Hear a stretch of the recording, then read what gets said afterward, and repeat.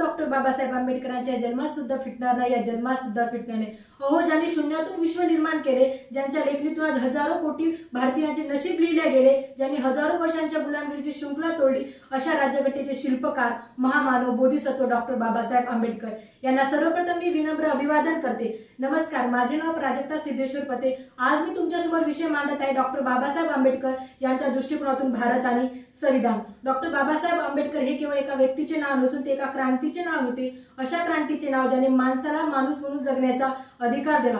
बाबासाहेबांसाठी संविधान हे केवळ एक कायदेशीर दस्तावेज नसून तर सामाजिक, आर्थिक, राजकीय लढ्याचे एक साधन होते। अहो, हजारो वर्षांची गुलामगिरी एकीकडे आणि डॉक्टर बाबासाहेब आंबेडकरांचे संविधान एकीकडे, ज्या संविधानाने आज इतिहास बदलला आहे। अध्यक्ष महोदय, अनेक लोक म्हणतात या देशाला स्वातंत्र्य हे 15 ऑगस्ट या दिवशी मिळाले, पण मी म्हणेल खऱ्या अर्थाने या देशातल्या मागासवर्गीयांना, सामान्य जनतेना, दोषितांना, पुषितांना सर्वांना स्वातंत्र्य मिळाले ते 26 जानेवारी 1950 रोजी, ज्या रोजी डॉक्टर बाबासाहेब आंबेडकर यांचे संविधान या देशाला लाभले होते। पण आज सर्वात मोठा प्रश्न इथं पडला आहे की काय होता नेमका डॉक्टर बाबासाहेब आंबेडकर यांच्या दृष्टिकोनातून भारत आणि संविधान, आणि आज आपण कसे वागत आहोत हे समजून घेण्याची आज खऱ्या अर्थाने या काळाला गरज आहे। डॉक्टर बाबासाहेब आंबेडकरांच्या मते त्यांना असा भारत हवा होता जिथे केवळ राजकीय लोकशाही नको तर तिथे सामाजिक लोकशाही हवी होती। त्यासाठी ते संसदेत गरजले होते। जोपर्यंत या समाजात आर्थिक सामाजिक विषमता असेल तोपर्यंत या समाजाची लोकशाही धोक्यात आहे। त्यांना माहित होते जिथे मानव मानवाला स्पर्श करत नाही त्या समाजाचे प्रगतीचे स्वप्न पाहणं हे व्यर्थच आहे। त्यामुळे त्यांनी संविधानाच्या मुळाशी समता नावाचे रसायन त्यांनी ओतले होते। आज अनेक लोक म्हणतात डॉक्टर बाबासाहेब आंबेडकर हे फक्त एका धर्माचे किंवा समाजाचे नेते होते, पण मी म्हणेल खऱ्या अर्थाने हे डॉक्टर बाबासाहेब आंबेडकर हे कोणत्याही समाजाचे किंवा एका धर्माचे नेते नव्हते, तर ते मानवतेचे उद्धारकर्ता होते। त्यांनी कामगारांसाठी, स्त्री पुरुषांसाठी, सर्वांसाठी समान योगदान दिले। असेच बोलता बोलता एक स्त्री सहज बोलून गेली, डॉक्टर बाबासाहेब आंबेडकरांनी स्त्रियांसाठी काय केले? तर त्या स्त्रीला मला सांगावेसे वाटेल, डॉक्टर बाबासाहेब आंबेडकरांनी कोणासाठी काय केले नाही। समाजातील असा एकही घटक नाही जिथे डॉक्टर बाबासाहेब आंबेडकर यांचे योगदान नाही।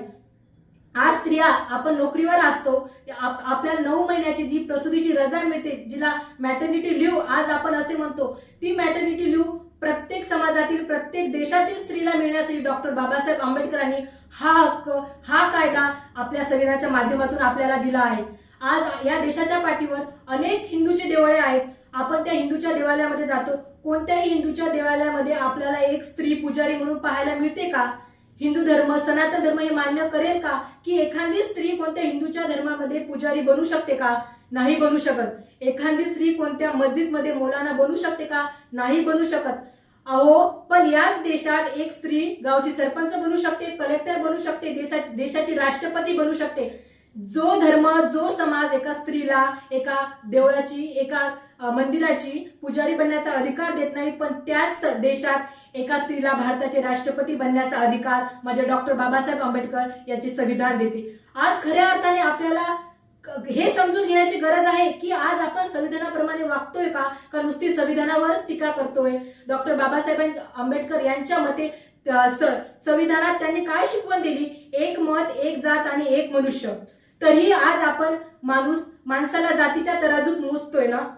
खऱ्या अर्थाने जर आपल्याला भारत हा एक महासत्ता देश करायचा असेल तर आज संविधान हे वाचून चालणार नाही, तर ते आचरणात आणावे लागेल। डॉक्टर बाबासाहेब आंबेडकर म्हणत मला असा भारत हवा जिथे सामाजिक, आर्थिक विषमता नसेल तर सर्वांना सन्मान आणि संधी असेल। आज खऱ्या अर्थाने या देशात लिंगभेद, जातीभेद, स्त्री पुरुष समानता, हे स्त्री पुरुष समानता आहे ते फक्त आणि फक्त डॉक्टर बाबासाहेब आंबेडकर यांच्यामुळे। अहो, खूप लोकांचा असा गैरसमज आहे की संविधानामुळे फक्त काही समाजांना किंवा काही जातींनाच आरक्षण मिळाले आहे व काही जातींचाच फायदा झालेला आहे। मी म्हणेल आपण डॉक्टर बाबासाहेब आंबेडकरांना आरक्षणजनक असे म्हणतो। आरक्षण देताना डॉक्टर बाबासाहेब आंबेडकरांनी स्वतःच्या जातीचाही विचार केला नाही। त्यांना आरक्षण द्यायचं असते तर ते स्वतःच्या जातीला आधी आरक्षण देऊ शकले असते। त्यांनी एससी कम्युनिटीला नंतर आरक्षण दिले। संविधानानुसार आरक्षणाचा 341वी कलम आधी ओबीसी जमातीला आहे, नंतर 340वी कलम ही एसटी जमातीला आहे आणि मग नंतर एससी जमातीला आहे। डॉक्टर बाबासाहेब आंबेडकरांनी इतर प्रवर्ग मागासवर्गीयांचा आधी विचार केला व नंतर स्वतःच्या जातीला त्यांनी आरक्षण दिले।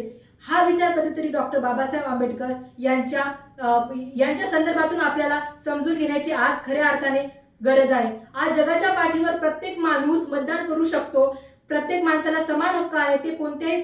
ते कुठल्याही संविधानात नाही, ते फक्त आणि फक्त डॉक्टर बाबासाहेब आंबेडकर यांच्या संविधानात आहे.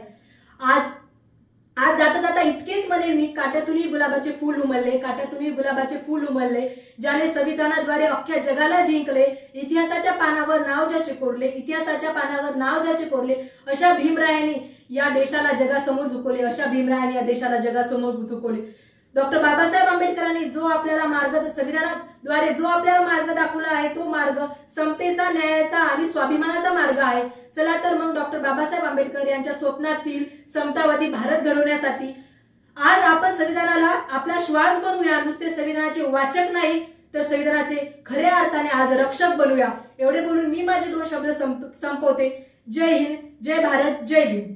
प्रेक्षक हो, तुम्हाला आमच्या स्पर्धकाचा व्हिडिओ नक्कीच आवडला असेल. आता या स्पर्धकाला जिंकवून देण्यासाठी तुम्ही सुद्धा मदत करू शकता. या स्पर्धकाचा व्हिडिओ लाईक करून, तसेच स्पर्धकाला प्रेरित करण्यासाठी त्या व्हिडिओवर कमेंट करून आणि हो, जास्तीत जास्त लोकांपर्यंत हा व्हिडिओ शेअर करून. प्रबोधन बहुउद्देशीय संस्था ही महाराष्ट्रातील कानाकोपऱ्यात विविध सामाजिक आणि शैक्षणिक उपक्रम घेत असते. ही स्पर्धा सुद्धा या उपक्रमाचा एक भाग आहे आणि हो, या परिवाराचा तुम्ही एक हिस्सा पण होऊ शकता. प्रबोधन मधील विविध उपक्रमांचे अपडेट मिळवण्यासाठी या चॅनलला नक्कीच सबस्क्राईब करा. आणि हो, हा व्हिडिओ शेवटपर्यंत पाहिल्याबद्दल आपल्या सर्वांचे मनपूर्वक आभार.